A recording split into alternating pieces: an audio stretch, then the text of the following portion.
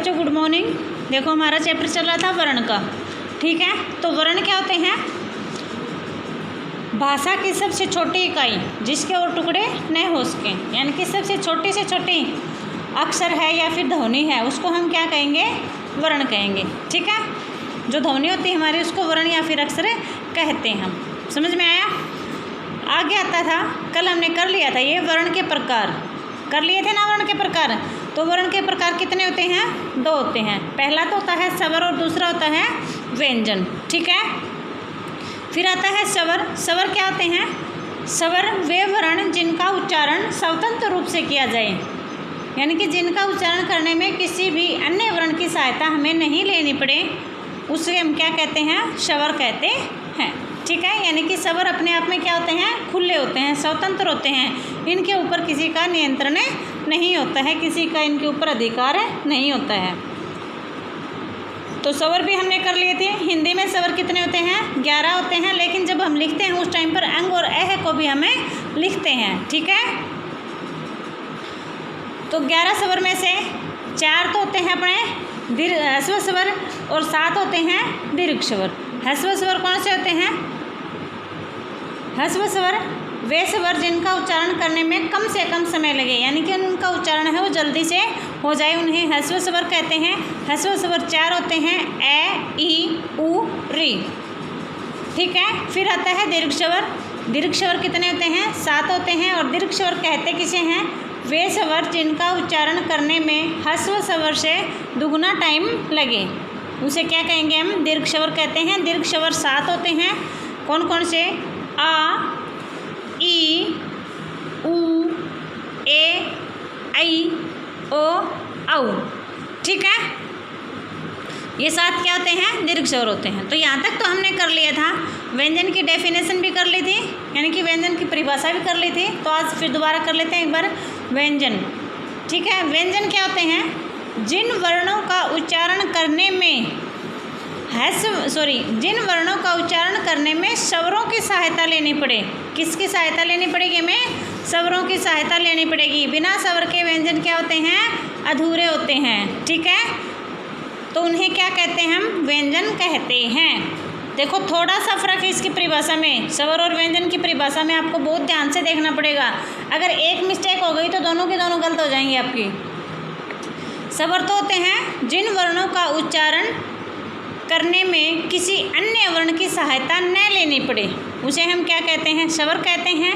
व्यंजन होते हैं जिन वर्णों का उच्चारण करने में हमें स्वरों की सहायता लेनी पड़े, उसे क्या कहेंगे? हमें व्यंजन कहते हैं, ठीक है।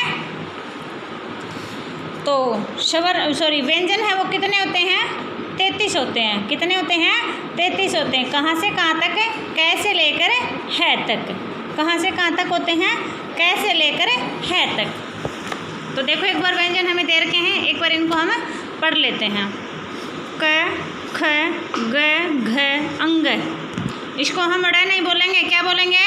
अंग। च, छ, ज, झ, ण। ट, ठ, ड, ढ, ण। आइए त, थ, द, ध, न। प, फ, ब, भ, म। य, र, ल, व। श, श, स, ह। तो कै से लेकर है तक क्या होते हैं? अपने व्यंजन होते हैं। व्यंजन तो आगे और भी आते हैं, लेकिन उनको हम व्यंजन में सम्मिलित नहीं करते। क्यों नहीं करते?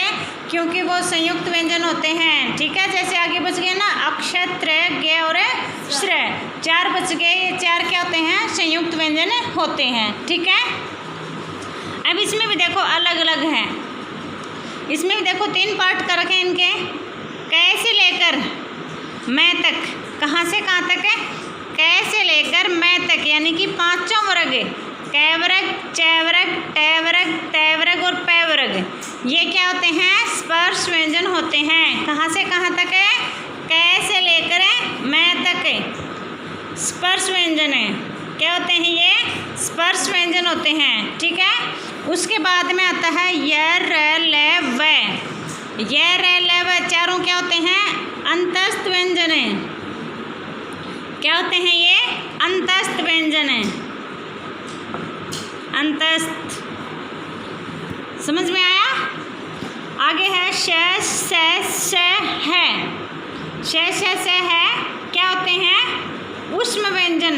क्या होते हैं ये, ऊष्म व्यंजन। ठीक है, अब एक बार दोबारा देख लो। कैसे लेकर मैं तक, कैसे लेकर मैं तक क्या होते हैं, स्पर्श व्यंजन होते हैं। और ये संख्या में कितने होते हैं, 25। कितने होते हैं ये, 25। आपसे कोई क्वेश्चन पूछ ले कि स्पर्श व्यंजन कितने होते हैं, तो कितने बताओगे आप, 25। कितने बताओगे, 25। कोई आपसे ये पूछ ले कि स्पर्श व्यंजन कहाँ से कहाँ तक होते हैं, तो कितने बताओगे, कैसे लेकर मैं तक। ठीक है, कैसे लेकर मैं तक बीच में जो सारे व्यंजन आते हैं वो सारे क्या होते हैं, स्पर्श व्यंजन होते हैं। ठीक है, आगे है अंतस्थ व्यंजन।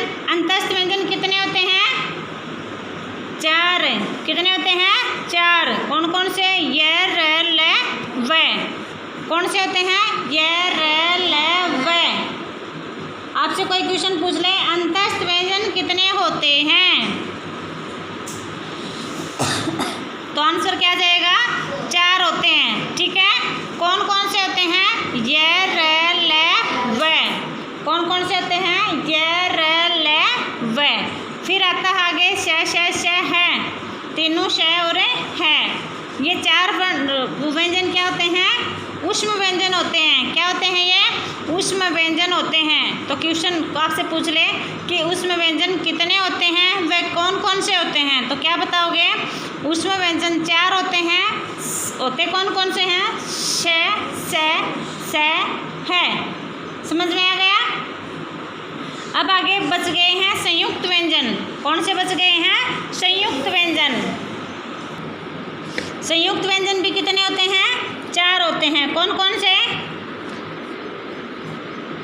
अक्ष, त्र, ज्ञ और स्र। ठीक है, ये चारों क्या होते हैं, संयुक्त व्यंजन होते हैं भाई। ठीक है, क्या होते हैं ये सारे, संयुक्त व्यंजन होते हैं। समझ में आया।